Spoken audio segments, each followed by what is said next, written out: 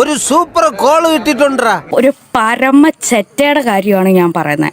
അറസ്റ്റിലായി ജാമ്യത്തിൽ ഇറങ്ങിയതിനു ശേഷം കുറെ ആൾക്കാരൊക്കെ ചേർന്ന് പൂമാല ഇട്ട് സ്വീകരിച്ച് പുറത്തേക്ക് ഇറങ്ങിയ ആൾ കൂടിയാണ് ഇപ്പോഴും അറസ്റ്റിലായിരിക്കുന്നത്. കുറച്ചു പേരെ എല്ലാ കാലത്തും പറ്റിക്കാം, എല്ലാരെയും കുറച്ചു കാലത്തേക്കും പറ്റിക്കാം. പക്ഷേ എല്ലാരെയും എല്ലാ കാലത്തും പറ്റിക്കാൻ പറ്റില്ല. Flash back. ഞങ്ങളെല്ലാവരും കൂടെ ഉണ്ട്.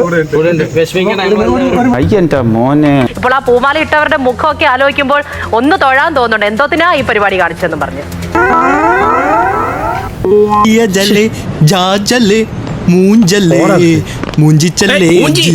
പുരുഷന്മാർക്ക് ജെനുവിൻലി ഒരുപാട് പ്രശ്നമുണ്ട്. പക്ഷേ പുരുഷന്മാർക്ക് ഉണ്ടാകുന്ന പ്രശ്നങ്ങൾ, അവർക്കുണ്ടാകുന്ന പ്രതിസന്ധികൾ അഡ്രസ് ചെയ്യാനാണ് പോകേണ്ടത്. പകരം എല്ലാ തെറ്റുകാരെയും ന്യായീകരിക്കുക എന്നുള്ളതല്ല. പിടിച്ച പുതിയ കഥ ഇറക്കാപ്പാ. ബോബി ചെമ്മണ്ണൂർ സ്വാതന്ത്ര്യ സമരത്തിന് പോയിട്ട് വന്നിട്ടൊന്നും അല്ലല്ലോ അദ്ദേഹത്തെ നമ്മൾ പൂമാല ഇടുന്നത്. അപ്പം പൂമാല ഇടുക, പടക്കം പൊട്ടിക്കുക പോലുള്ള കാര്യങ്ങൾ കോടതി വിധി വരാതെ, ഫൈനൽ വിധി വരാതെ നമ്മൾ ഒരു കാരണവശാലും അങ്ങനെ ചെയ്യരുത് എന്നുള്ളത് തന്നെയാണ് അന്നും ഇന്നും എന്നും ഉള്ള നിലപാട്. താൻ പറയുന്ന ഈ പുളുകേട്ട് കാത്തിരിക്കാൻ തന്നെ പോലെ എന്റെ അപ്സ്റ്റെയർ വേക്കന്റ് അല്ല. കുറെ വിവരമില്ലാത്തവന്മാരെല്ലാം ഒരു നാട്ടിൽ നിന്ന് ജനിച്ചു. പക്ഷേ നന്ദിതയ്ക്ക് നേരിടേണ്ടി വന്ന സൈബർ അബ്യൂസ്, ഞാൻ അടക്കമുള്ള പുരുഷന്മാർ നന്ദിതയോട് അങ്ങനെ മോശമായി സംസാരിച്ചിട്ടുണ്ടെങ്കിൽ, സൈബർ ബുള്ളി ചെയ്തിട്ടുണ്ടെങ്കിൽ നന്ദിതയോട് മാപ്പ് ചോദിക്കുന്നു. തിരിച്ചറിവ് വൈകിയേ വരൂ പറയുന്നത് എത്ര ശരിയാ? ആൾക്ക് തീരെ വിദ്യാഭ്യാസം വിവരമൊന്നും ഇല്ലേ, വീട്ടിൽ പറയുള്ളൂ തെണ്ടി. നന്ദിതയുടെ ഭാഗത്താണ് ന്യായമെന്ന് ഇന്ന് കൂടുതൽ തോന്നുന്നു. നിനക്കതൊക്കെ എങ്ങനെയാ സാധിക്കുന്നത്? എന്റെ കൺമുമ്പിൽ എങ്ങനെ വന്ന് നീ പെട്ടുപോയാൽ നിന്നെ ഞാൻ തുപ്പും. നന്ദിത തന്നെ മറ്റു 3-4 പേർ ഇതേ സവാദിനെ കുറിച്ചുള്ള ദുരനുഭവങ്ങൾ പറഞ്ഞു എന്ന് പറയുന്നതിന്റെ ക്രെഡിബിലിറ്റി കൂടുകയാണെന്ന കാര്യത്തിൽ സംശയമില്ല. പട്ടാപ്പകല് നട റോഡിൽ വെച്ച് ചാടി വീണ് കയറി പിടിച്ച് പേടിപ്പിച്ച് പീഡിപ്പിച്ചു.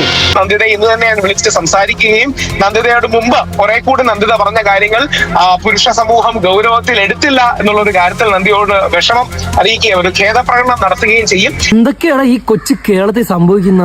പുരുഷ സംഘടന ഉണ്ടാകുന്നു, എന്നിട്ട് അതിന്റെ ഒരു സംഘം പോയി മാലയിട്ട് പരിഹാസത്തിന്റെ അങ്ങേയറ്റം,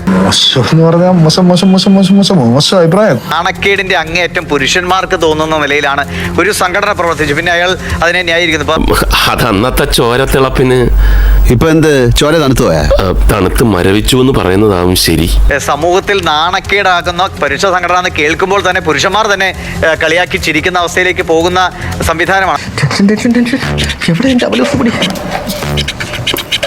കുഴപ്പമൊന്നുമില്ലല്ലോ. മോനും നേരെ നിന്നല്ലോ. നിന്നച്ചാ നേരെ പോയി പൂമാല ഇട്ട് സ്വീകരിക്കുക. അത് സത്യം പറഞ്ഞാൽ കേരള സമൂഹത്തെ മുഴുവനാണ് അന്നത്തെ ആ സംഭവം നാണം കെടുത്തിയത്. അത് ഇപ്പോൾ വീണ്ടും ഈ സവാദം പിടികൂടപ്പെടുമ്പോൾ അത് വീണ്ടും നമ്മളെ നോക്കി കൊഞ്ഞനം കുത്തുകയാണ്.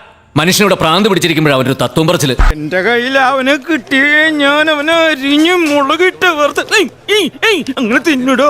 കഴിയുന്നത് നമ്മൾ ഈ പടക്കം പൊട്ടിക്കുക, പൂമാല ഇടുക പോലുള്ള പരിപാടികൾ നടത്തരുത്.